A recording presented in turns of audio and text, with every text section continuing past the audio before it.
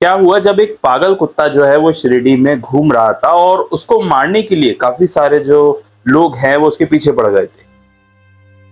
देखिए एक बार क्या हुआ, शिरडी में एक खबर उड़ गई कि एक जो कुत्ता है वो पागल है और वो बीमारी का शिकार है। उसके बाद जो गांववासी थे, जो कुछ लोग थे, वो अपने पास डंडे वगैरह लेकर आए और उसके पीछे लग गए उसको मारने के लिए। गांव में वो जो कुत्ता है वो अलग अलग जगह भाग रहा था और उसके बाद वो जो कुत्ता है वो द्वारका माई में घुस जाता है।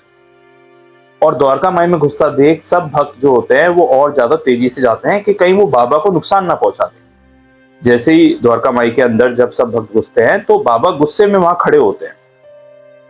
सब भक्त बाबा से कहते हैं कि बाबा उस कुत्ते को आप छूना मत, उसको पास मत आने देना, कि उसको बीमारी है और वो अगर काट ले तो नुकसान हो सकता है। उल्टा बाबा गुस्से में बोलते हैं कि तुम यहां से चले जाओ, क्यों उसके पीछे पड़े हो। बाबा के आगे तो किसी भक्त की कुछ नहीं चलती, तो सब भक्त जो है वो वहां से चले जाते हैं। कुछ देर में वो देखते हैं कि वो जो कुत्ता है वो बाबा के पीछे जाकर छुप जाता है और वहीं पर बैठ जाता है। थोड़े समय वो वहां पर रेस्ट करता है और जब वो द्वारका माई से बाहर निकलता है तो हैरान कर देने वाली बात ये थी कि वो जो डॉगी था, वो जो कुत्ता था, उसकी जो बीमारी है उसके कोई भी लक्षण देखने को नहीं मिलते और वो आजादी से शिरडी में घूमता है। अक्सर जो कुत्तों को बीमारियां होती हैं, रेबीज होता है या वायरस होता है, उसके जो सिम्टम्स हैं वो दिखाई देते हैं, लेकिन उसके बाद जब वो द्वारका माई से बाहर निकलता है कोई भी सिम्टम उसके अंदर दिखाई नहीं देता और वो बिल्कुल स्वस्थ होकर शिरडी में भ्रमण करता है। और सब गांव वालों को इस बात का एहसास होता है कि बाबा ने इसका उपचार कर दिया है।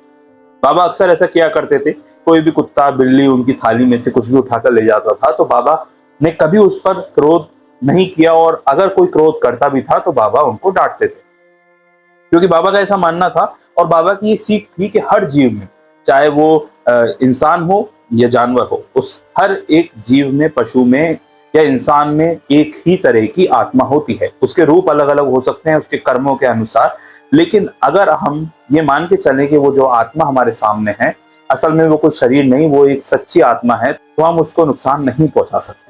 यही बाबा का मैसेज था कि कभी भी आपके दर पर कोई आए या फिर आपसे कुछ भूखा प्यासा जानवर आए तो उसको कभी भी दुत्कारना नहीं चाहिए।